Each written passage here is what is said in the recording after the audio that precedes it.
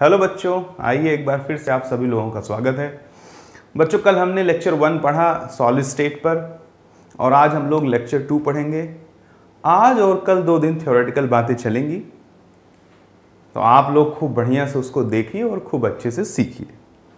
कल हमने सॉलिड को क्लासिफाई किया था on the behalf of arrangement of constituent particle, और बच्चों आज हम लोग सॉलिड को क्लासिफाई करेंगे on the behalf of intermolecular attraction force. यानी कि हमने कल पढ़ने के बाद जो हमें आज पढ़ना है उसमें हमारा सारा कंसर्न जो होगा वो क्रिस्टलाइन सॉलिड के लिए होगा।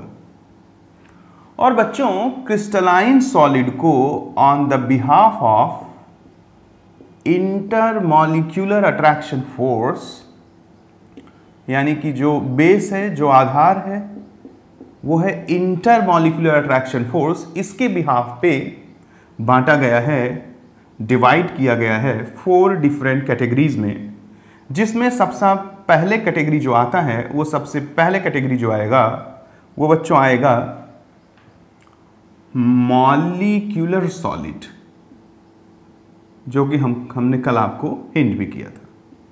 मॉलिक्यूलर सॉलिड के बाद जो दूसरी कैटेगरी है क्रिस्टलाइन सॉलिड की, which is classified on the behalf of intermolecular attraction force, that is ionic solid, and the third one is metallic solid, and the fourth one is covalent solid। हमारा सारा concern जो आज का है वो molecular solid पे है और हम आपको मॉलिक्यूलर सॉलिड को काफी डिटेल में बताने वाले हैं। साथ ही साथ इसमें हाइड्रोजन बॉन्डिंग भी आएगा, तो यहीं हम हाइड्रोजन बॉन्डिंग को भी काफी डिटेल में आपको समझाएंगे। बच्चों, मॉलिक्यूलर सॉलिड जो होता है वो मेनली क्लासिफाई किया गया है 3 अलग कैटेगरीज में। The first one is polar molecular solid, and the second one is non-polar molecular solid, and guys third one is hydrogen bonding solid। आप इसको बुक से पढ़ते हैं तो आप देखते हैं आपको काफ़ी प्रॉब्लम होती है, या अगर आप पढ़ते हो तो कुछ मज़ा सा नहीं आता है, एवरीथिंग सब कुछ थ्योरेटिकल सा लगता है। तो चलिए हम इसको काफ़ी डिटेल में डिस्कस करते हैं एक एक चीज़ों को और आपको बढ़िया से समझाने का कोशिश करते हैं। आज का पूरा लेक्चर हमारा इसी के अराउंड घूमेगा, हम इसी के बारे में जानकारी हासिल करेंगे। फिर से एक बार आपको बता देता हूं कि बच्चों, हमने कल पढ़ा था जो सॉलिड, उसमें क्लासिफिकेशन का जो आधार था, जो बेस था, वो क्लासिफिकेशन का बेस था अरेंजमेंट ऑफ कॉन्स्टिट्यूएंट पार्टिकल। आज हम लोग पढ़ रहे हैं क्रिस्टलाइन सॉलिड को, और क्रिस्टलाइन सॉलिड के जो क्लासिफिकेशन का बेस है that is intermolecular attraction force, यानी कि 2 अलग अलग मॉलिक्यूलों में किस तरह का अट्रैक्शन फोर्स वर्क करता है, उसके बिहाफ पे हम लोग क्लासिफाई करेंगे और चीजों को खूब डिटेल से देखेंगे। बच्चों, सबसे पहला आपको दिख रहा है कि मॉलिक्यूलर सॉलिड में सबसे पहला है पोलर मॉलिक्यूलर सॉलिड। तो आइए हम मॉलिक्यूलर सॉलिड और उसके सब पार्ट पोलर मॉलिक्यूलर सॉलिड को सबसे पहले डिस्कस करेंगे।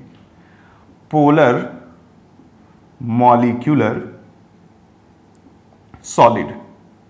बच्चों, इसमें बिल्कुल भी परेशान होने जैसा कुछ भी नहीं है, बहुत इजी है, और जो भी चीजें आपको थोड़ी बहुत परेशान करती भी रही होंगी उसे मैं काफी सिंप्लीफाई कर दूंगा।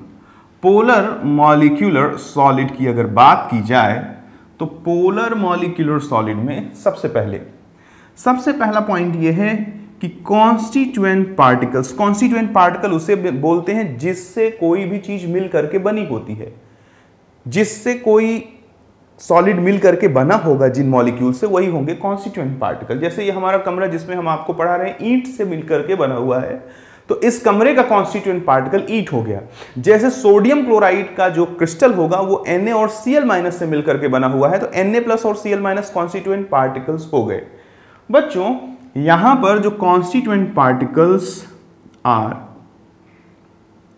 पोलर मॉलिक्यूल, तो सबसे पहला क्वेश्चन आता है कि सर पोलर मॉलिक्यूल क्या होते हैं। पोलर मॉलिक्यूल जहां जब भी कभी बच्चों दो एटम्स के बीच कोवैलेंट बॉन्ड बने और इनके इलेक्ट्रोनेगेटिविटी में डिफरेंस हो, यानी किसी एक का इलेक्ट्रोनेगेटिविटी किसी दूसरे के इलेक्ट्रोनेगेटिविटी से ज़्यादा हो, तो जिसकी इलेक्ट्रोनेगेटिविटी ज़्यादा होती है उसकी कोवैलेंट बॉन्ड के इलेक्ट्रॉनों को अपनी तरफ खींचने की टेंडेंसी ज़्यादा होती है, इसलिए उस पर डेल नेगेटिव चार्ज आ जाता है, और जिसकी इलेक्ट्रोनेगेटिविटी कम होती है उस पर डेल पॉजिटिव चार्ज आ जाता है, क्योंकि इलेक्ट्रॉन y से दूर खींच रहे हैं और x की ओर खींच रहे हैं। तो इलेक्ट्रॉन जिसकी तरफ जाएंगे वहां इलेक्ट्रॉन डेंसिटी बढ़ जाएगा, और जब बढ़ जाता है तो उसे डेल नेगेटिव चार्ज से रिप्रेजेंट करते हैं, और जहां इलेक्ट्रॉन डेंसिटी घट जाता है उसे डेल पॉजिटिव।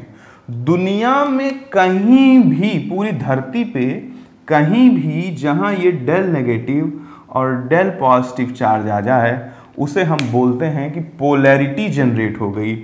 यहाँ पे क्या आ गया, पोलैरिटी आ गई। अगर जहां कहीं भी डेल पॉजिटिव और डेल नेगेटिव चार्ज आएंगे वहां हम लोग बोलेंगे कि वहां पोलैरिटी आ गई।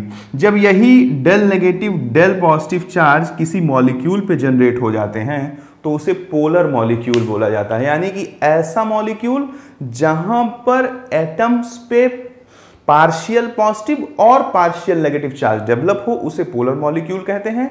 और ऐसा सिर्फ और सिर्फ एक कंडीशन में हो सकता है, when the covalent bond formed between two different atoms should have electronegativity difference। जब जिन दोनों बॉन्ड्स के बीच कोवैलेंट बॉन्ड बना हुआ है उनके बीच इलेक्ट्रोनेगेटिविटी डिफरेंस हो। तो हमने सबसे पहला पॉइंट बोला है आपको कि constituent particles are polar molecule. जो कॉन्स्टिट्यूएंट पार्टिकल्स होंगे वो पोलर मॉलिक्यूल होंगे। तुरंत बात आएगी सर, जैसे एग्जाम्पल के तौर पे बात करें तो जैसे कि सल्फर डाइऑक्साइड, जैसे कि अमोनिया, जैसे कि HCl। यहां पर देखिए जरा, कोवैलेंट बॉन्ड सल्फर डाइऑक्साइड में सल्फर और ऑक्सीजन के बीच बना हुआ है, अमोनिया में नाइट्रोजन और हाइड्रोजन के बीच बना हुआ है, और HCl में हाइड्रोजन और क्लोरीन के बीच बना हुआ है। तो बच्चों ऑक्सीजन की इलेक्ट्रोनेगेटिविटी सल्फर से ज़्यादा होती है, इसलिए इस पर डेल नेगेटिव, इस पर डेल पॉजिटिव चार्ज दे दिया मैंने। सिमिलरली ऐसा यहाँ भी डेवलप होगा। यहाँ हाइड्रोजन की इलेक्ट्रोनेगेटिविटी नाइट्रोजन से कम होती है, इसलिए डेल पॉजिटिव, और यहाँ पे डेल नेगेटिव दे दिया। यहाँ डेल नेगेटिव, यहाँ डेल पॉजिटिव दे दिया। यानी कि अगर मैं आपसे बोलूँगा कि these molecules are polar, why? Because here partial positive and partial negative charges are present, that's why these molecules are polar। तो अगर मैं आपसे बोलूं कि ये मॉलिक्यूल पोलर हैं तो आपको कंफ्यूजन नहीं होना चाहिए, क्योंकि यहाँ दिखा दिया गया है कि इन सब पे पार्शियल पॉजिटिव और पार्शियल नेगेटिव चार्ज प्रेजेंट है। तो सबसे पहला पॉइंट है कि constituent particles are polar molecule. किस केस में? पोलर मॉलिक्यूल और सॉलिड के केस में।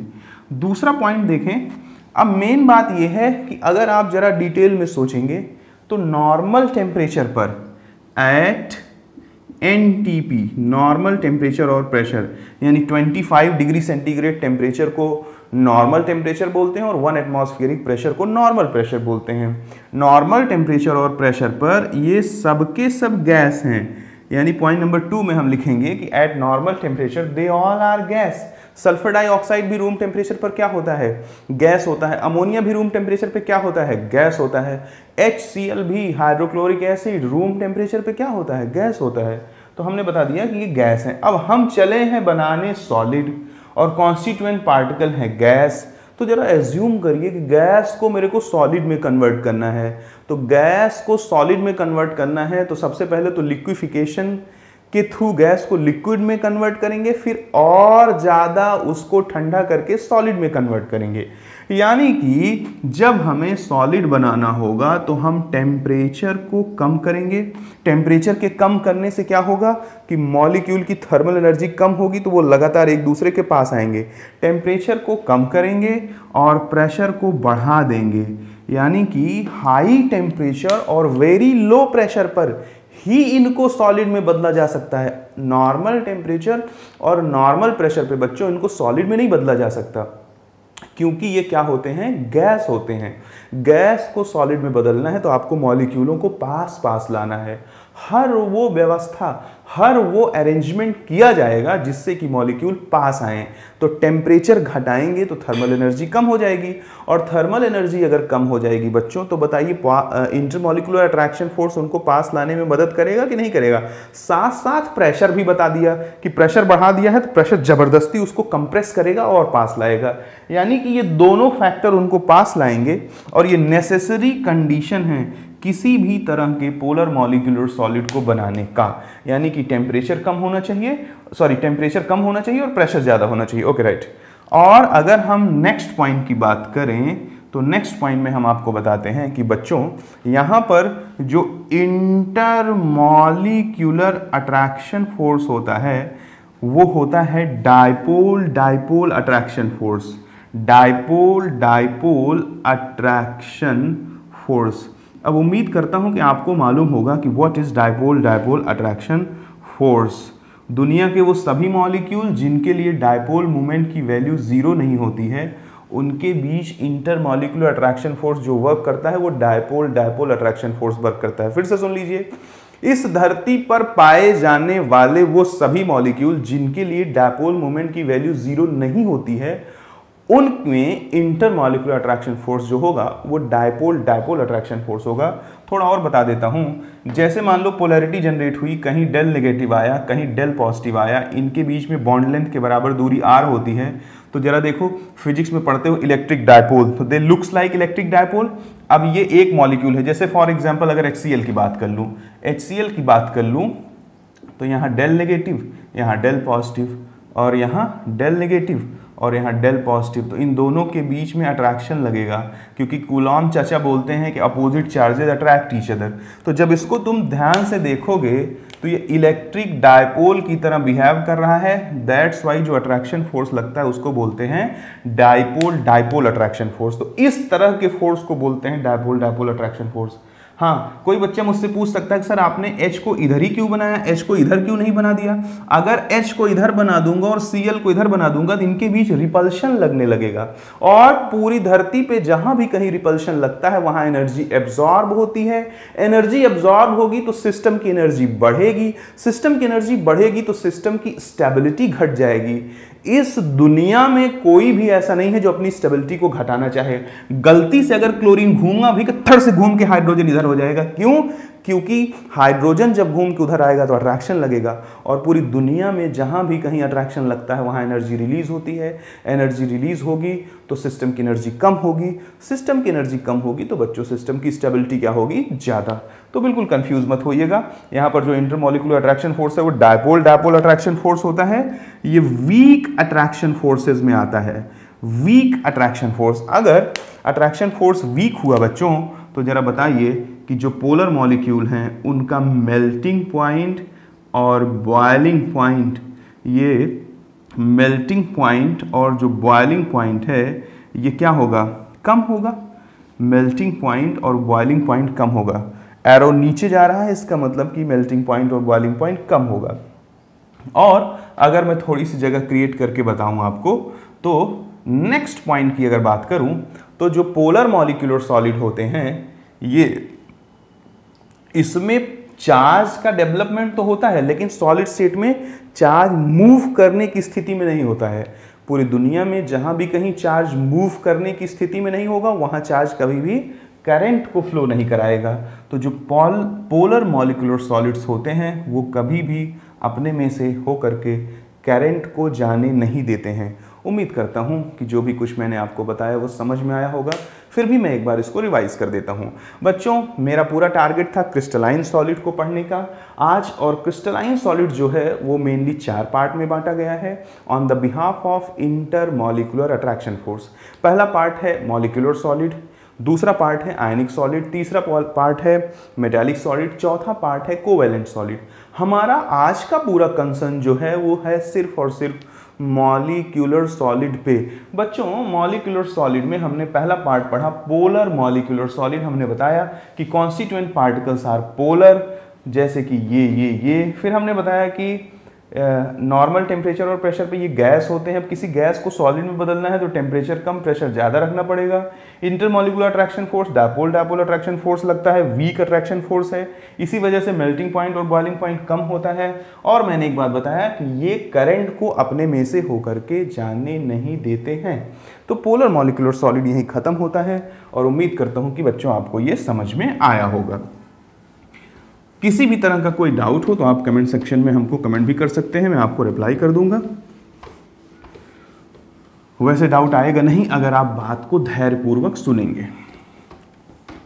बच्चों, मॉलिक्यूलर सॉलिड में जब पोलर खत्म हो गया तो दूसरा आता है non polar molecular solid. Non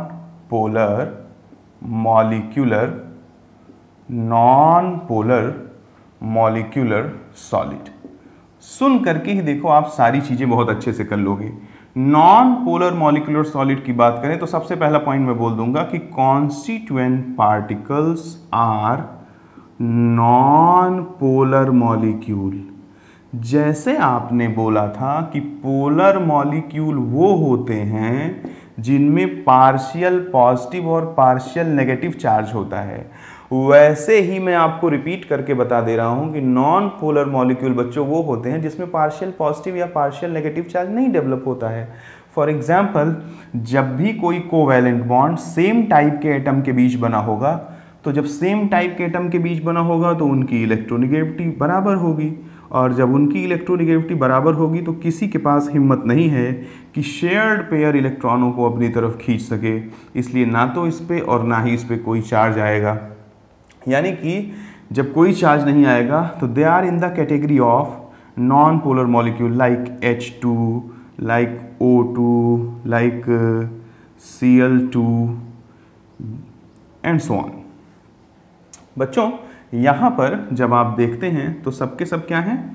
सबके सब नॉन पोलर मॉलिक्यूल हैं, लाइक Br2, इनकी बात कर दें। अब जरा देखिएगा बच्चों, या N2, अगर आप देखो तो ब्रोमीन को छोड़ दिया जाए तो, क्योंकि हैलोजन में आपको जानकारी के लिए भी बता दूं कि फ्लोरीन, क्लोरीन, ब्रोमीन और आयोडीन में फ्लोरीन और क्लोरीन तो सरकार गैस होता है, इनका फिजिकल स्टेट गैस होता है, इसका फिजिकल स्टेट लिक्विड होता है और इसका फिजिकल स्टेट सॉलिड होता है। रीज़न क्या है? इधर से इधर जाओगे तो मोलर मास बढ़ेगा, और मोलर मास बढ़ेगा तो वॉन डेर वाल्स फोर्स भी क्या होगा? इंक्रीज होगा, और van der Waals force increase होगा तो मॉलिक्यूल एक दूसरे के ज़्यादा पास आएंगे, तो इसी वजह से इधर जाने पर फिजिकल स्टेट का जो कन्वर्जन है वो it is from gas to liquid and from liquid to solid. तो बच्चों जरा देखिए, नॉर्मली, नॉट ऑलवेज, नहीं तो कह दो कि सर आपने बोला है, normally at NTP they are gas, normally at NTP they are gas. जैसे कि देखो, ये गैस है, ये गैस है, ये गैस है, ये गैस है, यही तो लिक्विड है। तो अगर रूम टेम्परेचर पर ये गैस हैं तो बताओ इनको भी सॉलिड में कन्वर्ट करने के लिए क्या करोगे? सॉलिड में कन्वर्ट करने के लिए टेम्परेचर को कम और प्रेशर को ज़्यादा रखोगे। टेम्परेचर को कम करने के पीछे क्या रीज़न है? हम एक ऐसी स्थिति चाहते हैं जिसमें मॉलिक्यूल पास पास हो, और मॉलिक्यूल पास पास तभी हो सकते हैं जब उनकी थर्मल एनर्जी बहुत कम हो, और मॉलिक्यूल की थर्मल एनर्जी बहुत कम तभी हो सकती है जब उनका टेम्परेचर बहुत कम हो। इसलिए टेम्परेचर को हम क्या कर रहे हैं? गिरा रहे हैं। और मॉलिक्यूल पास पास तभी आ सकते हैं जब प्रेशर ज़्यादा हो, इसीलिए हमने टेम्परेचर को कम किया है, प्रेशर को ज़्यादा किया है। अगले पॉइंट में अगर हम लोग आ जाएं, पॉइंट नंबर 4, तो पॉइंट नंबर 4 में बच्चों आप ध्यान से देखिए और समझने का प्रयास करिए बातों को, तो पता लगेगा कि जो इंटर मॉलिक्यूलर अट्रैक्शन फोर्स है वो वॉन डेर वाल फोर्स है। जहाँ कोई नहीं होता वहाँ वॉन डेर वाल होता है। वॉन डेर वाल क्या है ये भी मैं आपको बता दूंगा। वॉन डेर वाल एक तरह का अट्रैक्शन फोर्स है जो नॉन पोलर मॉलिक्यूल्स में वर्क करता है। कैसे वर्क करता है स्टेट ऑफ मैटर आपको बताऊंगा, तो मैं उसमें समझा दूंगा आपको, निश्चिंत रहिएगा।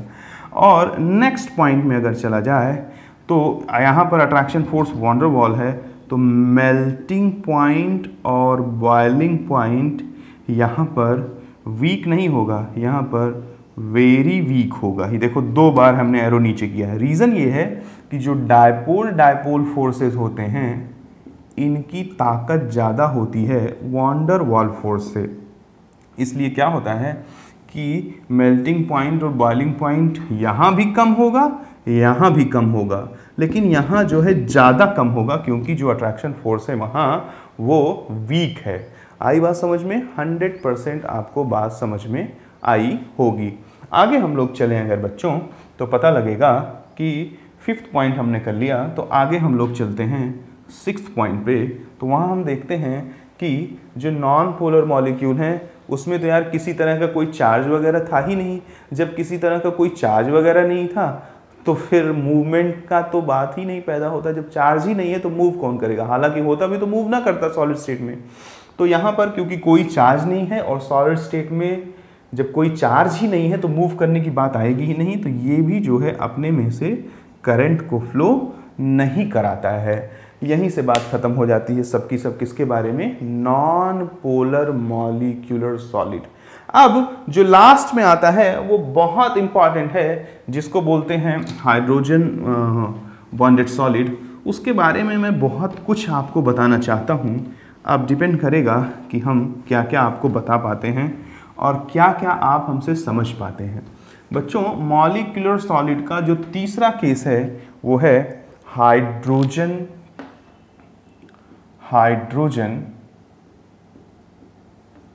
Bonded solid. अब हाइड्रोजन बॉन्डेड सॉलिड को गाइस पढ़ने से पहले जरूर हमें पढ़ लेना चाहिए कि what is hydrogen bond. Hydrogen bonded solid को पढ़ने से पहले हमको पढ़ लेना चाहिए कि व्हाट इज हाइड्रोजन बॉन्ड। तो अब मैं शुरू करने से पहले बता दूं कि थोड़ा पेशेंस रखिएगा, क्योंकि मैं बहुत डिटेल में आपको हाइड्रोजन बॉन्ड के बारे में बताऊंगा। उसके बाद मैं आपको हाइड्रोजन बॉन्डेड सॉलिड के बारे में बताऊंगा। बच्चों ज़रा देखिए, अगर हम लोग बात करें हाइड्रोजन बॉन्ड की, तो हाइड्रोजन बॉन्ड क्या होता है इसको समझिए। जब भी कभी hydrogen more electronegative element like fluorine, oxygen या नाइट्रोजन से बंधे, याद करने के लिए फ़ोन का इस्तेमाल हम लोग करते हैं, सबके पास रहता है तो हम याद भी रख सकते हैं कि जब भी कभी हाइड्रोजन फ्लोरीन, ऑक्सीजन या नाइट्रोजन से जुड़े तो क्या होता है, ज़रा देखिए कि अगर फ्लोरीन से जुड़ा है तो इस पर डेल नेगेटिव, इस पर डेल पॉजिटिव। अगर ऑक्सीजन से जुड़ा है तो इस पर डेल पॉजिटिव, इस पर डेल नेगेटिव। अगर नाइट्रोजन से जुड़ा है तो इस पर डेल नेगेटिव, इस पर डेल पॉजिटिव। ये तीनों वो एलिमेंट हैं जिनकी इलेक्ट्रोनेगेटिविटी आज तक साइंस ने जितने एलिमेंट्स को खोजा है उनमें सबसे ज़्यादा है। और अगर आपस में बात की जाए तो फ्लोरीन की सबसे ज़्यादा, फिर ऑक्सीजन की और फिर नाइट्रोजन की बात आ जाती है। अब ज़रा देखो, एक में हाइड्रोजन पे डेल पॉजिटिव है तो दूसरे का जो मोर इलेक्ट्रोनेगेटिव एलिमेंट होगा वो एक मॉलिक्यूल के लेस इलेक्ट्रोनेगेटिव एलिमेंट पर एक तरह का अट्रैक्शन फोर्स एक्सर्ट करेगा कि नहीं करेगा? क्यों करेगा? आप फिजिक्स पढ़ते हो, फिजिक्स में आप पढ़ते हो F = 1/4πε0 into Q1 Q2 upon R², Coulomb's law. आप कहते हो कि अगर दो चार्ज Q1 और Q2 एक दूसरे से R डिस्टेंस पे हैं तो उनमें इतना फोर्स लगता है।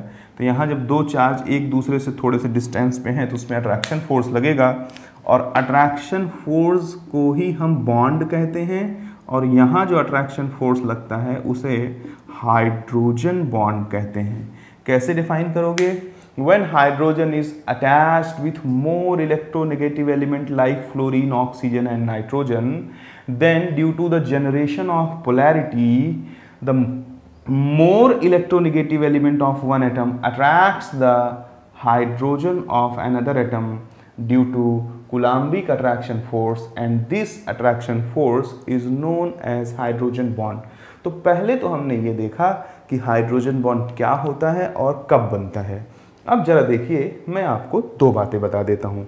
हाइड्रोजन बॉन्ड का जो स्ट्रेंथ है वो दो चीज़ों पर बहुत अच्छे से डिपेंड करता है।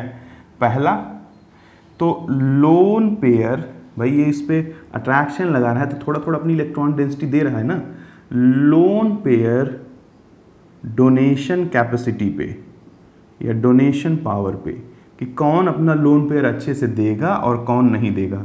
दूसरा एक्सटेंट ऑफ पोलराइजेशन पे, दूसरा किस पे डिपेंड करता है बच्चों, एक्सटेंट ऑफ पोलराइजेशन पे डिपेंड करता है। तुम कहोगे सर मैं समझ नहीं पाया आप क्या कहना चाह रहे हो। देखो मैं अभी समझा देता हूँ। भाई फ्लोरीन और हाइड्रोजन के बीच बॉन्ड बन रहा है तो फ्लोरीन कुछ अपना इलेक्ट्रॉन डेंसिटी देगा तभी तो हाइड्रोजन को पकड़ पाएगा। तो जितनी आसानी से कोई अपनी इलेक्ट्रॉन डेंसिटी दे सकेगा उतना बढ़िया से हाइड्रोजन बॉन्ड बनाएगा। दूसरी चीज एक्सटेंट ऑफ पोलराइजेशन, जो यहाँ डेल नेगेटिव है, जो यहाँ डेल नेगेटिव है, जो यहाँ डेल नेगेटिव है, वो एक बराबर तो है नहीं, क्योंकि फ्लोरीन की इलेक्ट्रोनेगेटिविटी ऑक्सीजन से ज़्यादा है और ऑक्सीजन की नाइट्रोजन से ज़्यादा है। तो जिसकी इलेक्ट्रोनेगेटिविटी ज़्यादा होगी वो ज़्यादा इलेक्ट्रॉन को खींचेगा ना। जो ज़्यादा इलेक्ट्रॉन को खींचेगा तो उस पर डेल नेगेटिव चार्ज ज़्यादा डेवलप होगा। तो एक्सटेंट ऑफ पोलराइजेशन का मतलब है कि कहाँ पोलराइजेशन का लेवल ज़्यादा है, कहाँ डेवलप्ड डेल नेगेटिव और डेवलप्ड डेल पॉजिटिव चार्ज ज़्यादा है, तो उसको बोलते हैं एक्सटेंट ऑफ पोलराइजेशन। मैं एक क्वेश्चन बनाता हूँ जो आपको काफ़ी इंटरेस्टिंग लगेगा और आपको मज़ा भी आएगा। आपने पहले कभी जब भी पढ़ा होगा तो शायद इस तरह के क्वेश्चन ना किए हों। अगर मान लीजिए बच्चों आपसे पूछे कि अरेंज देम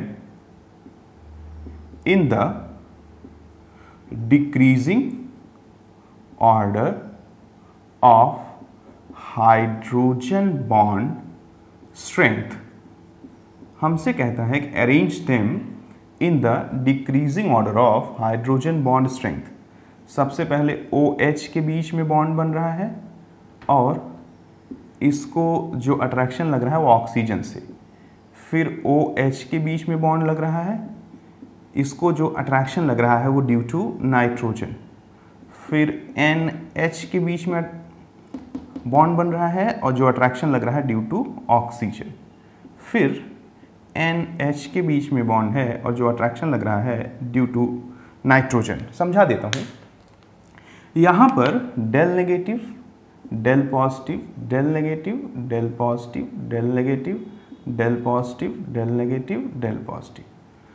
यहाँ मोर इलेक्ट्रोनेगेटिव एलिमेंट हैं और मैं मानता हूँ कि यहाँ हमेशा डेल नेगेटिव चार्ज है इस क्वेश्चन के केस के हिसाब से, ऐसा क्वेश्चन में दिया हुआ है। तो एक अट्रैक्शन फोर्स यहाँ लगेगा, एक अट्रैक्शन फोर्स यहाँ लगेगा, एक अट्रैक्शन फोर्स यहाँ लगेगा, एक अट्रैक्शन फोर्स यहाँ लगेगा। अगर मैं आपसे पूछूं कि इसमें कौन सा अट्रैक्शन फोर्स ज़्यादा ताकतवर है और कौन सा अट्रैक्शन फोर्स कम ताकतवर है, इसको बताओ डिक्रीजिंग ऑर्डर में अरेंज करके, तो बच्चों आपका दिमाग थोड़ा सा चक्कर खा जाएगा कि सर ऐसा तो यार कुछ मैंने पढ़ा ही नहीं। तो मुझे मौका दो, आज का पूरा लेक्चर आपके लिए बहुत नॉलेजेबल होने वाला है। आप सिर्फ ध्यान से बात को सुनिए और पूरा एक यूनिट पढ़ लीजिएगा, उसके बाद जैसा आपको लगे वैसा आप डिसीजन ले लीजिएगा कि क्या ये चीज़ें आपके लिए फ्रूटफुल हैं या नहीं हैं। मैं इतना गारंटी लेता हूँ कि कंप्लीट यूनिट पढ़ने के बाद सॉलिड स्टेट, भारतवर्ष में चलने वाले किसी भी एडिशन की कोई भी बुक या किसी भी कोचिंग का कोई भी बुकलेट हो, उसका कोई न्यूमेरिकल आपसे फंसेगा नहीं। इस बात को मैं आपको एहसास करा दूंगा, कोई भी एक सिंगल चीज आपके नोटबुक से बाहर नहीं रहेगी। तो देखिए जरा बच्चों, यहां पर हम देखें तो पोलराइजेशन, दो चीज़ों को हमने पढ़ा था कि एक्सटेंट ऑफ पोलराइजेशन पे डिपेंड करता है और लोन पेयर डोनेशन पावर से। तो एक्सटेंट ऑफ पोलराइजेशन तो गाइस सबसे ज़्यादा ऑक्सीजन और हाइड्रोजन के बीच होगा, यानी या तो ए सबसे पावरफुल होगा या बी। लेकिन अब जरा देखो, ए में जो देने वाला है वो ऑक्सीजन है और बी में जो देने वाला है वो कौन है, नाइट्रोजन है। तो ये मत भूलना कि हाइड्रोजन बॉन्ड का स्ट्रेंथ दो चीज़ों पे डिपेंड करता है, सिर्फ इसी पे नहीं करता है, इस पे भी करता है और इस पे भी करता है। तो एक्सटेंट ऑफ पोलराइजेशन तो सबसे ज्यादा बी में और ए में है क्योंकि O और H के बीच बॉन्ड बना है, लेकिन जो डोनेशन पावर है वो ऑक्सीजन की नाइट्रोजन से कम है क्योंकि ऑक्सीजन की इलेक्ट्रोनेगेटिविटी नाइट्रोजन की इलेक्ट्रोनेगेटिविटी से क्या है, ज्यादा। इसीलिए सबसे ज्यादा जो अट्रैक्शन फोर्स लगेगा मेरे बच्चों वो बी में लगेगा। बी के बाद आइए आगे देखते हैं। फिर हमको लगेगा कि सर बी के बाद तो सर ए में लगना चाहिए, लेकिन जब ये बात प्रैक्टिकली ऑब्जर्व की गई तो देखी गई कि बी के बाद ए में नहीं लगता है, बी के बाद डी में लगता है। डी में क्यों लगता है कि भले यहाँ पोलराइजेशन कम है लेकिन देने की ताकत तो यहाँ ज़्यादा है ना सरकार। पोलराइजेशन और देने की ताकत दोनों पे डिपेंड करता है। तो बी के बाद नंबर आ जाता है डी का, क्योंकि यहाँ थोड़ा सा पोलराइजेशन कम है लेकिन यहाँ थोड़ा सा देने की भी तो ताकत ज़्यादा है, तो देने की ताकत ओवरकम कर जाती है पोलराइजेशन को, इसलिए बी के बाद नंबर आ जाता है डी का। उसके बाद आ जाइए जरा, हमारे पास कौन कौन से बचे, हमारे पास सी बचा और ए बचा। अब देखो देने वाला तो दोनों में सेम है लेकिन पोलराइजेशन दोनों में अलग अलग है, तो जहाँ ज़्यादा पोलराइजेशन वहाँ ज़्यादा फोर्स, यानी ए में ज़्यादा, और सबसे कम किस में आ जाएगा, सी में। बहुत इंपॉर्टेंट क्वेश्चन है, वेरी इंपॉर्टेंट। अगर आपको समझ में आया तो अच्छी बात, नहीं समझ में आया तो जरा इन दोनों बातों को एक साथ समझने का प्रयास करिएगा। एक्चुअली क्या है बच्चों कि अगर साइंस को समझा जाए तो हम लोग अपने डेली लाइफ की चीज़ों में भी थोड़ा आसानी फील कर सकते हैं। जैसे देखो हम किसी एक चीज़ को देखते हैं, जैसे बच्चा देखा हाइड्रोजन बॉन्ड का स्ट्रिंग, तो सिर्फ पोलराइजेशन पकड़ के बैठा है, बट वो पोलराइजेशन के साथ साथ डोनेशन पावर पे भी तो डिपेंड करता है। तो दोनों में ओवरकम कौन कर रहा है उसके बिहाफ पे डिसीजन लिया जाता है। तो जरा देखो, सबसे पहले हमने देखा पोलराइजेशन, तो पोलराइजेशन सबसे ज़्यादा ए और बी में था, लेकिन देने वाला बी में ज़्यादा ताकतवर था तो बी को नंबर 1 पे कर दिया। फिर हमने देखा कि इसमें और इसमें पोलराइजेशन तो यहाँ ज़्यादा है लेकिन देने वाला यहाँ ऑक्सीजन है, यहाँ देने वाला नाइट्रोजन है, तो डी को कर दिया। उसके बाद बचा कौन, बचा सी और ए। सी और ए दोनों में देने वाले तो ऑक्सीजन ही हैं लेकिन पोलराइजेशन तो यहाँ ज़्यादा होगा ना। फिर हमने उसके बाद ए कर दिया, फिर सी कर दिया। उम्मीद करता हूँ कि ये आपको समझ में आया होगा। अब अगर हम हाइड्रोजन बॉन्ड को आगे लेकर के चलते हैं, क्योंकि पूरा हाइड्रोजन बॉन्ड बताऊंगा तब जा करके आपको हाइड्रोजन बॉन्डेड मॉलिक्यूलर सॉलिड के बारे में डिस्कस कर दूंगा और हर एक इंफॉर्मेशन ऐसे दे दूंगा जो आपको मज़ा ले आ देगा पूरी तरीके से। बच्चों आगे चलें अगर हम, तो आगे चल के पता लगता है कि हाइड्रोजन बॉन्ड जो होता है वो स्ट्रेंथ के बिहाफ पर 3 अलग अलग पार्ट में बांटा गया है। एक जिसमें bond dissociation enthalpy 25 kilo calorie पर मोल से ज़्यादा होती है, एक जिसमें 25 किलो कैलोरी पर मोल से कम होती है, और एक कैटेगरी होती है जिसमें लगभग 25 किलो कैलोरी पर मोल के बराबर होती है। तो इसको बोलते हैं स्ट्रॉन्ग हाइड्रोजन बॉन्ड, इसे बोलते हैं वीक हाइड्रोजन बॉन्ड, इसको बोल देते हैं नॉर्मल हाइड्रोजन बॉन्ड। ना बहुत ज़्यादा वीक ना बहुत ज़्यादा स्ट्रॉन्ग। तो जान लीजिए कि on the behalf of bond dissociation therapy hydrogen bond को क्लासीफाई किया गया है 3 अलग अलग कैटेगरी में। पहला स्ट्रॉन्ग हाइड्रोजन बॉन्ड, दूसरा वीक हाइड्रोजन बॉन्ड, और तीसरा जो है बच्चों वो तीसरा हमारा क्या है, तीसरा है हमारा normal hydrogen bond. Normal hydrogen bond जो कि अपनी बॉन्ड डिसोसिएशन थेरेपी को किसके बराबर रखता है, 25 किलो कैलोरी पर मोल के बराबर रखता है। आगे अगर सरकार हम चलें और हम लोग बात करें किसके बारे में कि क्या और कोई क्लासिफिकेशन किया गया है, हाँ और भी क्लासिफिकेशन किया गया है हाइड्रोजन बॉन्ड का। रुको थोड़ी जगह क्रिएट कर लेते हैं। और क्लासिफिकेशन किया गया है जो हाइड्रोजन बॉन्ड का वो है intramolecular hydrogen bond and intermolecular hydrogen bond. देखिए इस बात को समझिए, एक तो है इंटरमॉलिक्यूलर हाइड्रोजन बॉन्ड। अपने बचपन में मैं बहुत कंफ्यूज होता था जब मैं 11th-12th में था। और दूसरा है इंट्रामॉलिक्यूलर हाइड्रोजन बॉन्ड। बच्चों इसलिए बता रहा हूं क्योंकि मुझे फाइनली इसी की ज़रूरत है, इसलिए आप ध्यान से एक एक चीज़ को देखिएगा। इंटरमॉलिक्यूलर हाइड्रोजन बॉन्ड की बात की जाए अगर, तो when hydrogen bond is formed between 2 different atom। अभी याद करने का भी ट्रिक देता हूं। When hydrogen bond is formed between 2 different molecule, not atom, और यहां हम कह देंगे कि when hydrogen bond is formed between same molecule। धैर्य से देखिएगा, बात को समझिएगा। बच्चों, हम लोग एयरपोर्ट्स पे जाते हैं तो हम देखते हैं कि जो इंटरनेशनल एयरपोर्ट होता है, इंटरनेशनल एयरपोर्ट का इंटर चुराओ जरा। इंटरनेशनल एयरपोर्ट पे फ्लाइट्स अलग अलग कंट्री से आती हैं कि नहीं आती हैं, और डोमेस्टिक एयरपोर्ट पे फ्लाइट सेम कंट्री से ही आता है। तो इंटरनेशनल एयरपोर्ट से इंटर चुराओ और उस इंटर से सब लिंक कर लो। Inter molecular hydrogen bond, international airport पे फ्लाइट अलग अलग जगहों से आती थी, तो इंटर मॉलिक्यूलर हाइड्रोजन बॉन्ड में जो हाइड्रोजन बॉन्ड बनेगा वो दो अलग अलग मॉलिक्यूल के बीच बनेगा। क्लियर? अच्छे से याद हो जाता है यार, मैंने ऐसे याद कर रखा था अपने टाइम पर। आपको अगर कोई और तरीका मालूम हो तो अच्छी बात है, अगर नहीं मालूम है तो ऐसा याद किया जा सकता है। ये तो जरा देखिए बच्चों, जैसे हम लोग बात करते हैं H2O की, H2O की बात करें तो OH बताओ, इस पे डेल नेगेटिव, इस पे डेल पॉजिटिव, तो बताओ इनके बीच अट्रैक्शन फोर्स लगेगा कि नहीं, या इनके बीच अट्रैक्शन फोर्स लगेगा कि नहीं। तो ये दो अलग अलग मॉलिक्यूल के बीच मोर इलेक्ट्रोनेगेटिव और हाइड्रोजन के बीच अट्रैक्शन फोर्स लगा है, तो इसको हम लोग बोल देते हैं क्या, इंटर मॉलिक्यूलर अट्रैक्शन फोर्स। जैसे HF, यहाँ भी आप देखिए तो दो अलग अलग मॉलिक्यूलों के बीच में अट्रैक्शन फोर्स लगा है कि नहीं, तो इसको भी हम लोग क्या बोल देंगे, इंटर मॉलिक्यूलर अट्रैक्शन फोर्स। अगर हम NH3 की बात करें, NH,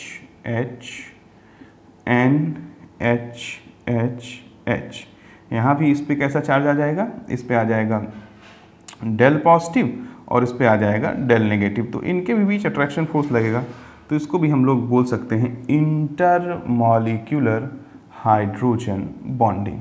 जैसे कि एग्जाम्पल के तौर पे एसिटिक एसिड को ले लिया जाए तो CH3C डबल बॉन्ड OH या COH डबल बॉन्ड OCH3। तो जरा देखिए, जो ऑक्सीजन है इस पे कार्बन के साथ बंधा है तो पोलराइज होगा, डेल नेगेटिव, इस पे डेल पॉजिटिव चार्ज आएगा तो इनके बीच अट्रैक्शन लगेगा। यहाँ डेल नेगेटिव, इस पे डेल पॉजिटिव चार्ज आएगा तो इनके बीच अट्रैक्शन लगेगा। तो यहाँ दो अलग अलग मॉलिक्यूलों के बीच अट्रैक्शन फोर्स लग रहा है, that's why they are known as inter molecular hydrogen bond. समझ गए होंगे, लेकिन मैं सिर्फ इतना बताने के लिए इसको नहीं पढ़ा रहा था कि सिर्फ इतनी बात बोल दूं और आपका काम हो जाए।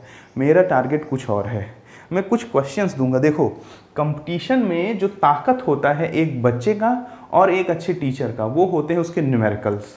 तो देखिए, मैं आपको कुछ ऐसी इंफॉर्मेशन देता हूं जो किताबों की मदद से पा पाना आपके लिए थोड़ा सा टिपिकल होगा। जैसे आपसे पहला इंपॉर्टेंट बात शेयर कर देता हूं कि इन लिक्विड स्टेट तो कोई दिक्कत नहीं है, HF इस तरह का बॉन्डिंग हो गया, del negative, del positive, del negative, del positive. लेकिन इन गैसियस स्टेट, बहुत इंपॉर्टेंट है ये, in gaseous state HF form तीन चीज़ें बनाता है। एक तो मोनोमर रहता ही है, दूसरा ये डायमर भी बनाता है, और तीसरा ये हेक्सामर भी बनाता है। वेरी इंपॉर्टेंट, सबसे पहला इंपॉर्टेंट इंफॉर्मेशन कि इन गैसियस स्टेट जो HF मॉलिक्यूल होते हैं वो तीन अलग अलग फॉर्म में होते हैं। मोनोमर के भी फॉर्म में होते हैं, डायमर के भी फॉर्म में होते हैं, हेक्सामर के फॉर्म में भी होते हैं। और अगला क्वेश्चन तो भैया इतना बेहतरीन है कि आपको बिल्कुल से एकदम कॉन्शियस कर देगा। क्या है कि which is correct representation, which is correct representation of hydrogen bond in HF molecule। मैं कह रहा हूं कि इनमें से कौन सा HF मॉलिक्यूल के लिए करेक्ट रिप्रेजेंटेशन है हाइड्रोजन बॉन्ड का? सबसे पहले F, थोड़ी जगह चाहिए तो मैं दूसरे पार्ट को थोड़ा इरेज कर देता हूँ, इसके बाद ही शुरू करूँगा। तो ज़रा देखिए, पहला दिया है कि FH, फिर इधर है FH,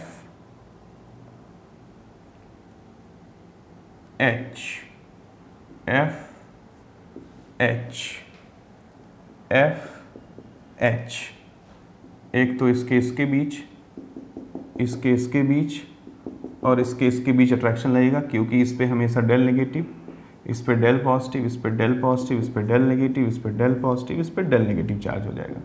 पहला रिप्रेजेंटेशन हो गया, ऐसे आगे so on. And option number 2 कहता है कि HF, इस पे डेल नेगेटिव, इस पे डेल पॉजिटिव। ऑप्शन नंबर 3 कहता है कि FH और FH, इनके भी बीच अट्रैक्शन फोर्स लगेगा। और ऑप्शन नंबर 4 कहता है ऑल। तो बच्चों ये बहुत ही कमीने क्वेश्चनों में से एक है, IIT में कभी पूछा भी गया है कि इसमें से कौन सा करेक्ट रिप्रेजेंटेशन है। तो बताइए कि जो भी इंफॉर्मेशन आप कलेक्ट करते हैं एनसीईआरटी के थ्रू, क्योंकि यार कई लोग कहते हैं कि सर एनसीईआरटी पढ़ लो तो केमिस्ट्री सफिशिएंट है क्या नीट के लिए, सर एनसीईआरटी पढ़ लो तो क्या फिजिक्स सफिशिएंट है क्या नीट के लिए। भैया नीट के लिए एनसीईआरटी सिर्फ बायोलॉजी में सफिशिएंट है। अगर आप केमिस्ट्री और फिजिक्स की बात करते हैं तो फिलहाल मैं तो अपने बच्चों को कभी एनसीईआरटी नहीं रेफ़र किया हूँ कि पूरा एनसीईआरटी पढ़ो जो है फिजिक्स और केमिस्ट्री के लिए। मैं अगर अपनी बात करूं तो मैं सिर्फ इनऑर्गेनिक में कंपाउंड्स को जब पढ़ना रहता है तो ही मैं बच्चों को एनसीईआरटी खुलवाता हूं। बाकी मैं अपने 7-8 साल के करियर में कभी भी मैंने एनसीईआरटी नहीं खुलवाई है। तो एनसीईआरटी पढ़ करके इस तरह के सवालों का जवाब आप कभी दे भी नहीं सकते हैं, क्योंकि जो एनसीईआरटी पढ़ा रहेगा उसको लगेगा कि आंसर होना चाहिए ऑल। जबकि माइक्रोस्कोपिक लेवल पे जब देखा गया तो जिग-जैग फॉर्म में पाया गया था स्ट्रक्चर, और जिग-जैग फॉर्म में जब पाया गया था तो उसमें ये वाला भी पैटर्न नहीं था, क्योंकि जिग-जैग तो ये भी है, हमें ये वाला पैटर्न पाया गया था। तो ये आपको मेमोराइज करके रखना है, ध्यान रखना है कि जिग-जैग पैटर्न होगा और ऐसे याद रखना है FH, FH, FH, FH। मैं तो ऐसे याद रखता हूँ। इसमें देखो फ्लोरीन नीचे है, मोर इलेक्ट्रोनेगेटिव एलिमेंट, इसमें देखो FH के बाद इधर नीचे आ गया, फिर इधर नीचे आ गया, नीचे इसमें भी है, लेकिन जरा देखो ऑर्डर क्या है, FH, फिर ऊपर की ही तरफ FH है, फिर नीचे FH, फिर ऊपर की तरफ FH है। यहाँ देखो FH, फिर नीचे FH, फिर नीचे FH। तो ये भी एक जिग-जैग पैटर्न है, ये भी एक जिग-जैग पैटर्न है। लेकिन माइक्रोस्कोपिक स्टडी में किस पैटर्न को पाया गया है HF के अंदर? इस पैटर्न को पाया गया है। ये आपको ध्यान रखना पड़ेगा। अगर ऐसा क्वेश्चन आ जाएगा तो ऑप्शन नंबर 2 और ऑप्शन नंबर 3 दोनों गलत हैं, ऑप्शन नंबर 1 करेक्ट है, क्योंकि माइक्रोस्कोपिक स्टडी के दौरान जो हाइड्रोजन बॉन्डिंग देखा गया है वो ये वाला हाइड्रोजन बॉन्डिंग देखा गया है। तो नॉर्मली तो कुछ भी कह दो, लेकिन जब इस तरह का क्वेश्चन आ जाएगा तो तुम्हें इसी को जवाब देना पड़ेगा। उम्मीद करता हूं कि कुछ सीखने जैसा आपको मिला होगा और आप इससे कुछ अपनी जानकारी को इन्हेंस कर पाएंगे। आगे मैं चल देता हूं और आगे चल अगला केस जो हम लोग पढ़ेंगे वो अगला केस हमारा बच रहा है बच्चों किसका? वो बच रहा है इंट्रामॉलिक्यूलर हाइड्रोजन बॉन्डिंग का। इंटरेस्टिंग है ये भी, इंट्रा मॉलिक्यूलर हाइड्रोजन बॉन्डिंग का। बच्चों अगर हम इंट्रामॉलिक्यूलर हाइड्रोजन बॉन्डिंग के बारे में बात करते हैं तो जरा देखिए, हमने पढ़ा था कि जब भी कभी हाइड्रोजन बॉन्ड सेम एटम में बने तो उसे बोलते हैं intramolecular hydrogen bond, same molecule में। जैसे ऑर्थोनाइट्रोफिनॉल की अगर बात की जाए तो ये एक कंपाउंड है। ऑर्थोनाइट्रोफिनॉल में अगर हम देखें तो ये OH जो है इस पे डेल पॉजिटिव और इस पे डेल नेगेटिव चार्ज रहता ही रहता है। ऑर्थोनाइट्रोफिनॉल के बारे में हम देखते हैं तो नाइट्रो ग्रुप जो होगा N डबल बॉन्ड O, इस ऑक्सीजन पे डेल नेगेटिव चार्ज रहेगा। तो जरा बताओ, एक ही मॉलिक्यूल में नाइट्रो ग्रुप का ये ऑक्सीजन फिनॉल के यानी OH अल्कोहलिक ग्रुप के हाइड्रोजन के साथ क्या करेगा? अट्रैक्शन लगाएगा। तो ये जो हाइड्रोजन बॉन्ड बन करके तैयार हुआ, ये बच्चों एक ही मॉलिक्यूल के अंदर बन करके तैयार हुआ कि नहीं? अगर एक ही मॉलिक्यूल के अंदर बन करके तैयार हुआ तो इसको हम किसके एग्जाम्पल में रख देंगे? इंट्रामॉलिक्यूलर हाइड्रोजन बॉन्डिंग के। ये कौन है? ये है ऑर्थो नाइट्रोफिनॉल। Ortho nitrophenol. थोड़ी और जानकारी दे देता हूँ। एक पैरा नाइट्रोफिनॉल भी होता है बच्चों। अगर पैरा नाइट्रोफिनॉल की बात करें तो OH and double bond O minus होता है। अगर हम लोग देखें तो इस पे डेल नेगेटिव चार्ज रहेगा ही रहेगा। वैसे अगर इस बॉन्ड को देखोगे तो इस पे +1 इस पे -1 भी चार्ज रहेगा। सॉरी। अगर बच्चों हम लोग ऑर्थो नाइट्रोफिनॉल और पैरा नाइट्रोफिनॉल को देखते हैं तो देखिए पैरा नाइट्रोफिनॉल में क्या होगा कि दो अलग अलग मॉलिक्यूलों में हाइड्रोजन बॉन्ड होगा। कैसे? जरा देखो कैसे। जैसे एक ये है NO2, ये है OH, दूसरा ये है जिसमें एक लगा है NO2 and double bond O, इस पे डेल नेगेटिव इस पे डेल पॉजिटिव। देखो दो अलग अलग मॉलिक्यूलों के बीच यहाँ हाइड्रोजन बॉन्डिंग हुई, यहाँ सेम मॉलिक्यूलों में ही हाइड्रोजन बॉन्डिंग हुई।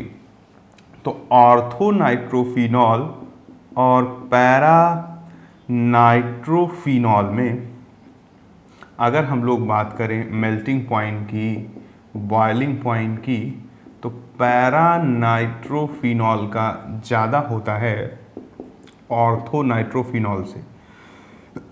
क्योंकि जब हम किसी चीज़ को उबालते हैं, बॉयल करते हैं, पिघलाते हैं तो दो मॉलिक्यूलों के बीच जितना अट्रैक्शन होगा उतना ही ज़्यादा हीट देना पड़ेगा। तो यहाँ जो अट्रैक्शन लग रहा है वो आपस में ही लग जा रहा है, लेकिन यहाँ दो अलग अलग, आपस में कुछ भी लग रहा हो कोई फर्क नहीं पड़ता, दो अलग अलग मॉलिक्यूलों के बीच तो हाइड्रोजन बॉन्डिंग नहीं हो रही है ना। जब दो अलग अलग मॉलिक्यूलों के बीच हाइड्रोजन बॉन्डिंग नहीं हो रही है तो दो अलग अलग मॉलिक्यूलों को तोड़ने के लिए बहुत जरा सी हीट लगेगी। लेकिन यहाँ दो अलग अलग मॉलिक्यूलों के बीच हाइड्रोजन बॉन्डिंग हो रही है, इसलिए यहाँ अगर तुम इसको पिघलाना या बॉयल करना चाहोगे तो ज़्यादा हीट देनी पड़ेगी। दिस इज द रीज़न कि जो पैरा नाइट्रोफिनॉल होता है उसकी मेल्टिंग पॉइंट और बॉइलिंग पॉइंट ऑर्थो नाइट्रोफिनॉल से गाइस क्या होती है? ज़्यादा होती है। आगे हम लोग चलें और आगे अगर दूसरा एग्जाम्पल लेने की कोशिश करेंगे तो हम दो नाम सुनते हैं। एक सुनते हैं मैलेइक एसिड और दूसरा सुनते हैं मैलिक एसिड। काफ़ी कंफ्यूजिंग फैक्टर भी रहता है इसमें। एक तो है maleic acid, C double bond C C double bond OH, C double bond OH। Maleic acid है अगर, तो ज़रा देख लीजिए मैं क्या कहना चाहता हूँ, दिख ही रहा होगा। इसमें से अगर ये आयोनाइज हो जाएगा, क्योंकि कार्बोक्सिलिक ग्रुप है, स्ट्रॉन्ग एसिड होता है, आयोनाइज होगा मान लो, तो मोनो आयोनाइजेशन के स्टेट में देख लीजिए क्या होगा। इस पे डेल पॉजिटिव होगा तो बताओ एक ही मॉलिक्यूल के अंदर हाइड्रोजन बॉन्डिंग हुई कि नहीं? यानी कि जैसे ऑर्थो नाइट्रोफिनॉल हुआ, मैलेइक एसिड हुआ, या एक होता है मैलिक एसिड।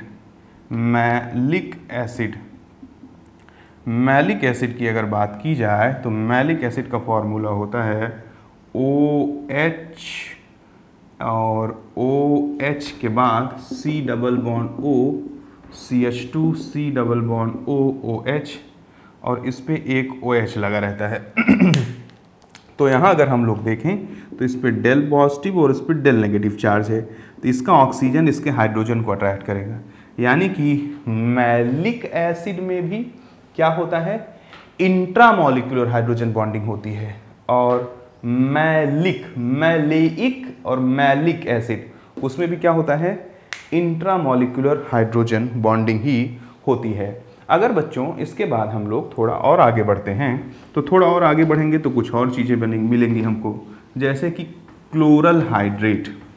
क्लोरल हाइड्रेट की अगर बात की जाए तो क्लोरल हाइड्रेट में हमको मिलता है C, इससे 3 क्लोरीन लगे हुए रहते हैं, अगले C से 2 OH लगे रहते हैं।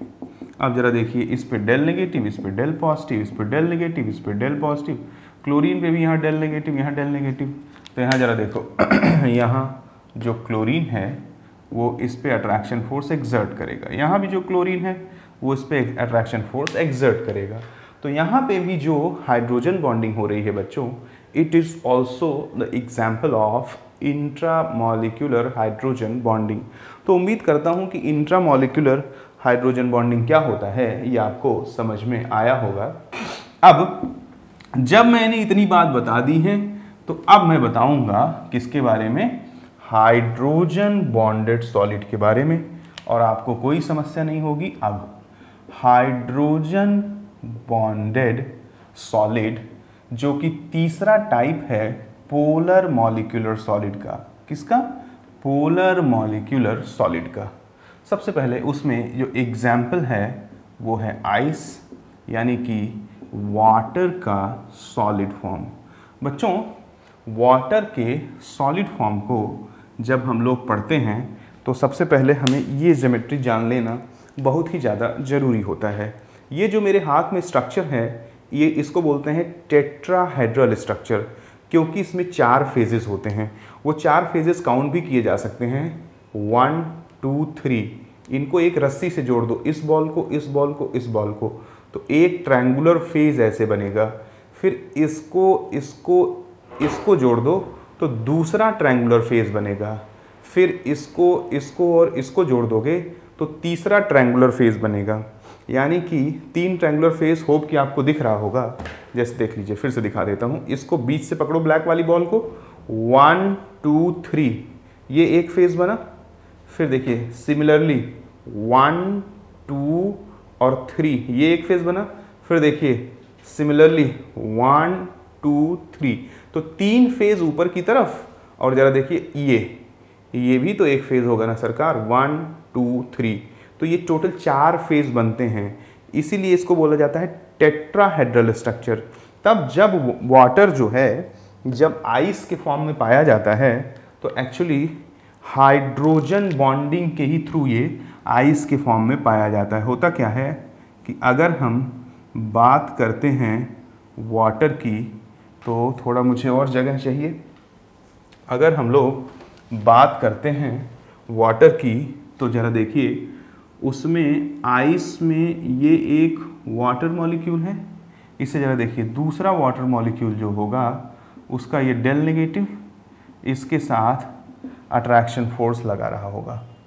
अगर मैं किसी दूसरे वाटर मॉलिक्यूल की बात करूं, OH2 इसका डेल नेगेटिव इसके साथ अट्रैक्शन फोर्स लगा रहा होगा। अगर मैं किसी तीसरे वाटर मॉलिक्यूल की बात करूं तो ज़रा देखिए, इसका डेल नेगेटिव है OH, तो बताओ ये इस पे अट्रैक्शन फोर्स लगाएगा कि नहीं लगाएगा? 100% लगाएगा। कोई चौथा वाटर मॉलिक्यूल है तो उसका OHH, तो ये डेल पॉजिटिव ये डेल नेगेटिव, ये इस पे अट्रैक्शन फोर्स लगाएगा कि नहीं लगाएगा? 100% लगाएगा। अब देखो ये जिस बोर्ड पे मैं आपको पढ़ा रहा हूँ ये एक 2D प्लेन है, ये एक 2D प्लेन है। 2D प्लेन में हम ऐसी ज्योमेट्री नहीं बना सकते क्योंकि हम जादूगर नहीं हैं। हम क्या, कोई नहीं बना सकता, क्योंकि ये ज्योमेट्री किसमें है, 3 डायमेंशन में है। और ये जो बोर्ड है उसमें ये लंबाई और ये चौड़ाई है बस, इसमें कोई इधर की तरफ पार्ट जो है वो बहुत कम है। तो 2 डायमेंशन में 3 डायमेंशन स्ट्रक्चर को बना पाना टफ है। तो आप जान लो कि ये बीच के एक वाटर से 1 2 3 4, जरा देखिए अगर मैं नाम दूं तो 1 2 3 4, ये ब्लैक वाली बॉल को बीच का वाटर मान लीजिए, और ये वाइट वाली जो बॉल्स हैं वो 4 के चारों कौन सी हैं, जो जिनको नंबरिंग की गई है। तो ये ब्लैक वाली बॉल से ये वाइट वाली चारों बॉल यहाँ जो जुड़े हुए हैं टेट्राहेड्रल मैनर में जुड़े हुए हैं, यानी ठीक इसी तरह से जुड़े हुए हैं, ठीक इसी तरह से वो व्यवस्था है। यही रीज़न है कि बच्चों इसमें एक स्पेस होता है, खाली जगह होता है आइस में। तभी तो अगर हम किसी लिक्विड में वाटर के अगर बर्फ़ को डाल देते हैं, आइस को डाल देते, तैरता है, डूबता नहीं है। क्यों नहीं डूबता? ज़रा देखो, अगर मैं इसको कपड़े से चारों तरफ से सिल दूं, ऐसे पर्दा लगा दूं तो नीचे से देखोगे तो खाली जगह दिखेगी कि नहीं दिखेगी? 100% दिखेगी। देखो भाई, इसको पूरा कपड़े से सिल दूं, चारों तरफ से कपड़ा लगा दूं, तो जब कोई नीचे से देखेगा तो तंबू जैसा खाली जगह दिखेगा, उसको बोलते हैं टेट्राहेड्रल वॉइड। तो पहला पॉइंट कि इन H2O वाटर या in ice water molecule is bonded in tetrahedral manner through hydrogen bond जो कि आपको दिख रहा है।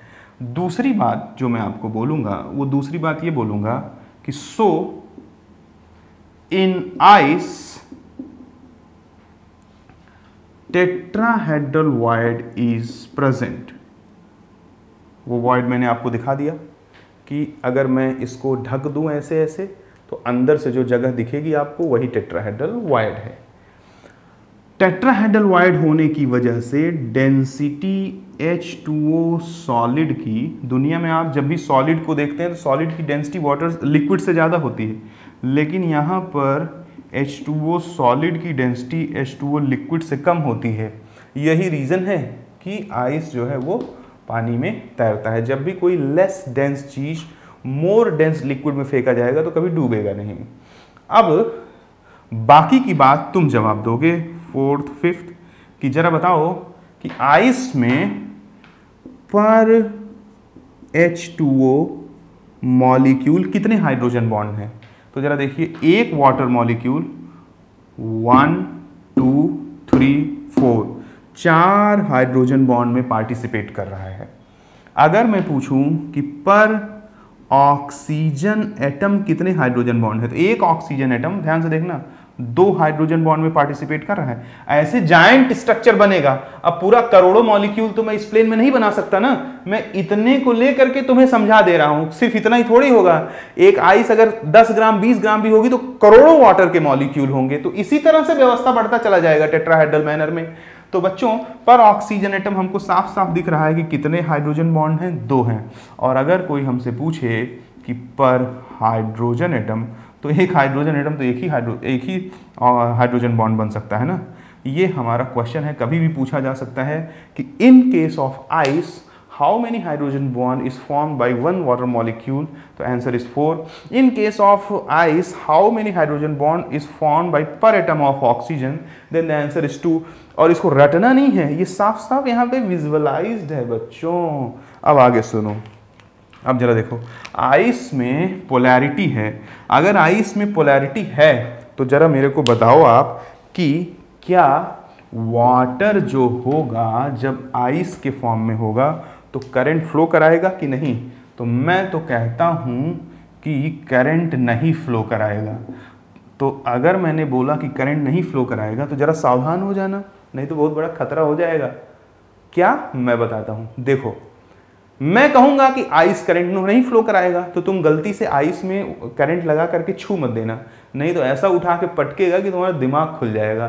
क्यों? क्योंकि इस धरती पर कोई भी वाटर ऐसा नहीं है जो शुद्ध हो, जो प्योर हो। सारे के सारे वाटर इम्प्योर होते हैं। और दुनिया के सभी वाटर में क्या होते हैं? कैल्शियम और मैग्नीशियम के कार्बोनेट्स पाए जाते हैं, बाइकार्बोनेट्स पाए जाते हैं, सल्फेट पाए जाते हैं, क्लोराइड पाए जाते हैं, जो कि हार्डनेस ऑफ वाटर को भी डिफाइन करते हैं। तो जाओ प्योर वाटर का 100% प्योर वाटर, जो कि अभी धरती पे हमें तो नहीं लगता कि कहीं है, 100% प्योर वाटर का आइस बना देना, तो उससे तुम वायर छू देना, तुम्हें करंट नहीं लगेगा। लेकिन अगर जरा भी इम्प्योर रहा तो मेरी गारंटी नहीं है, ये मत कहना कि रंजीत सर ने मुझे बताया था इसलिए मैंने ऐसा किया। अगर वाटर प्योर है तो करंट नहीं लगेगा, और अगर वाटर इम्प्योर है तो भैया करंट लगेगा। तो मैं प्योर वाटर की बात कर रहा हूं थ्योरेटिकली। तो जो प्योर वाटर होगा उसका आइस कभी भी करंट को फ्लो नहीं कराएगा। और अगर मैं नेक्स्ट पॉइंट पे आऊं, मेल्टिंग पॉइंट और बॉइलिंग पॉइंट की बात करूं, तो लो होता है।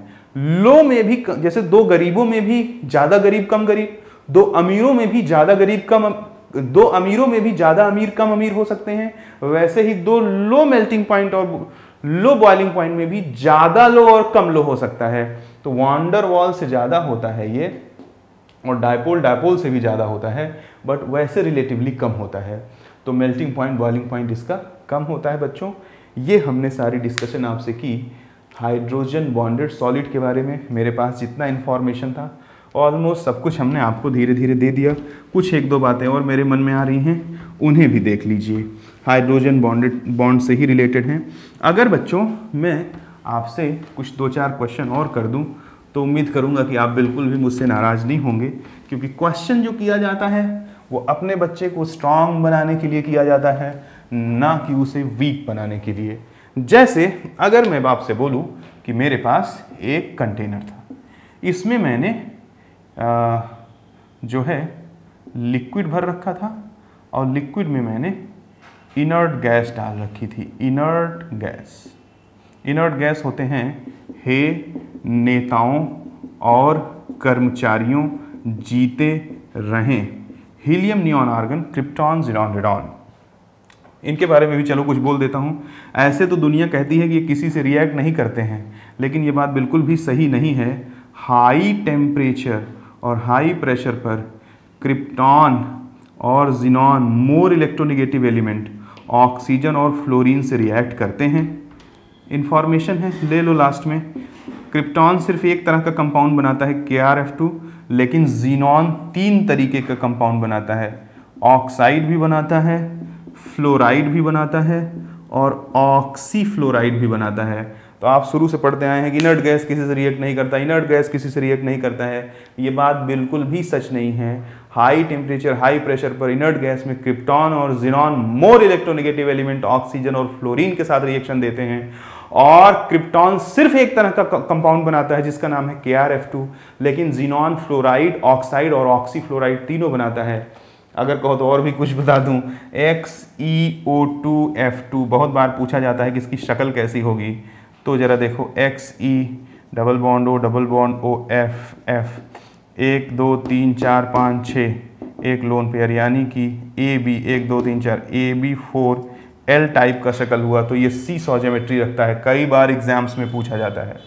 बच्चों आइए अब क्वेश्चन पे आता हूँ। क्वेश्चन कहता है एक लिक्विड है जिसमें इनर्ट गैस डाला, लिक्विड कोई और नहीं हमारा वाटर है, फिर हमने इसको फ्रीज किया। फ्रीज करूँगा तो वाटर आइस में कन्वर्ट हो जाएगा, आइस में कन्वर्ट हो जाएगा तो बताओ ऊपर कौन सी गैस बचेंगी। पहला क्वेश्चन है ऊपर कौन सी गैस बचेगी। तो याद रखना कि सिर्फ हीलियम और नियॉन बचता है, बाकी नहीं बचते हैं। उसके पीछे का रीज़न क्या है, जब H2O लिक्विड H2O सॉलिड में कन्वर्ट होगा तो टेट्राहेड्रल वॉइड्स बनेंगे। अब टेट्राहेड्रल वॉइड में जिन गैसेस की साइज बड़ी होगी, जिन गैसेस की साइज बड़ी होगी वो तो टेट्राहेड्रल वॉइड में ट्रैप कर लिए जाएंगे, पकड़ लिए जाएंगे, और पकड़ लिए जाएंगे तो ऊपर नहीं जा पाएंगे। लेकिन जिनकी साइज छोटी होगी वो तो टेट्राहेड्रल वॉइड में से पकड़ने की कोशिश करोगे, जगह से जगह पाएंगे निकल जाएंगे, जगह पाएंगे निकल जाएंगे। देखो ऐसे तो समझ लो सरकार, टेट्राहेड्रल वॉइड है, इसको तुम पर्दे से ढांक दो, नीचे से देखो जो वाइड दिखेगा वो टेट्राहेड्रल वॉइड है। अब टेट्राहेड्रल वॉइड में कौन फंसेगा, जिसकी साइज बड़ी हो। जिसकी साइज छोटी होगी वो टेट्राहेड्रल वॉइड में फंसेगा नहीं, वो उसमें से निकल करके ऊपर आ जाएगा।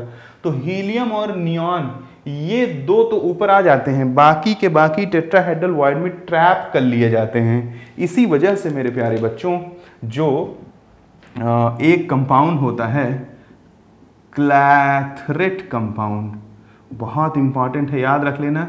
जो भी कुछ क्लास में बोलूँगा सब क्वेश्चन रहेगा, और कभी ना कभी आपको ये बात एहसास हो जाएगा जब आप कभी कोई टेस्ट सीरीज वगैरह देंगे। तो क्लैथरेट कंपाउंड की बात करें तो देखो, जब पानी में इनर्ट गैसेस को डाला जाता है तो आर्गन, क्रिप्टॉन और ज़ीनॉन ये सब .6H2O, .6H2O, .6H2O hydrated compound बनाते हैं। इसे ही बोला जाता है क्लैथरेट कंपाउंड। बाकी हाइड्रेटेड कंपाउंड क्यों नहीं बनाते हैं, क्योंकि बाकी जो आइस, जैसे जब सॉलिड फॉर्म में इनको किया जाता है तो आइस के टेट्राहेड्रल वॉइड में ट्रैप नहीं होते हैं, उसमें से निकल जाते हैं। यानी अगर तुमसे पूछेगा कि helium, neon, argon, krypton, xenon, radon में कौन क्लैथरेट कंपाउंड बनाता है, तो आर्गन, क्रिप्टॉन और जिनॉन तो बनाते हैं। ये रेडॉन तो रेडियो एक्टिव है, इसके बारे में सॉरी रेडॉन के बारे में हमको पढ़ने की ज़रूरत नहीं है। ये तीनों हम बनाते हैं और ये दोनों नहीं बनाते हैं। उसके पीछे भी सेम रीज़न है जो आपने यहाँ रीज़न दिया कि इनर्ट गैस में फ्रीज करने के बाद कौन ऊपर बचेगा। इसके बाद एक क्वेश्चन और है मेरे मन में, उसको भी मैं हाइड्रोजन बॉन्डिंग पे है तो बता देता हूँ कि बच्चों अगर मान लीजिए कि आपके पास एक बाल्टी पानी है और यहाँ एक ए है और एक बी है। बी के भी शरीर में आग लगी हुई है और ए के भी शरीर में आग लगी हुई है। जो ए को आग लगी है वो पेट्रोल से लगी है और जो बी को आग लगी है वो अल्कोहल से लगी है। आपके पास जो वाटर है वो सिर्फ किसी एक का ही आग बुझाने के लिए सफिशिएंट है, दोनों का आग नहीं बुझा सकता। तो मैं जानना चाहता हूं कि आप ए का आग बुझाएंगे या बी का आग बुझाएंगे, ये है मेरा क्वेश्चन। पानी सिर्फ इतना है, ये मत कह देना सर दोनों का बुझा दूंगा। पानी सिर्फ इतना है कि किसी एक के भी आग को ही बुझाई जा सकती है, यानी एक बाल्टी पानी में या तो इसका आग बुझेगा या तो क्या जवाब दोगे कि सर जिसको ज़्यादा प्यार करता हूँ उसी का आग बुझा दूंगा, जिसको नफरत करता हूँ उसको नहीं बुझाऊंगा। ऐसा नहीं है बच्चों। पानी से अगर तुम पेट्रोल की आग बुझाना चाहोगे तो नहीं बुझेगा। चाहो तो अपने बाइक से थोड़ी पेट्रोल निकाल करके और ग्लास में पानी पे डाल के माचिस मारो तो पानी पे ही जल जाएगा, क्योंकि पेट्रोल एक ऑर्गेनिक कंपाउंड है और ये एक इनऑर्गेनिक सॉल्वेंट है। लेकिन अल्कोहल में जैसे ही मान लो इथेनॉल से आग लगी हुई है, जैसे ही तुम इथेनॉल पे पानी मारोगे तो तड़ातड़, जैसे ही इस पे तुम पानी मारोगे तो तड़ातड़ इथेनॉल का जो हाइड्रोजन है वो ऑक्सीजन से वाटर के हाइड्रोजन बॉन्डिंग करेगा और पानी फटाफट चिपकना शुरू कर देगा। किससे? इथेनॉल से।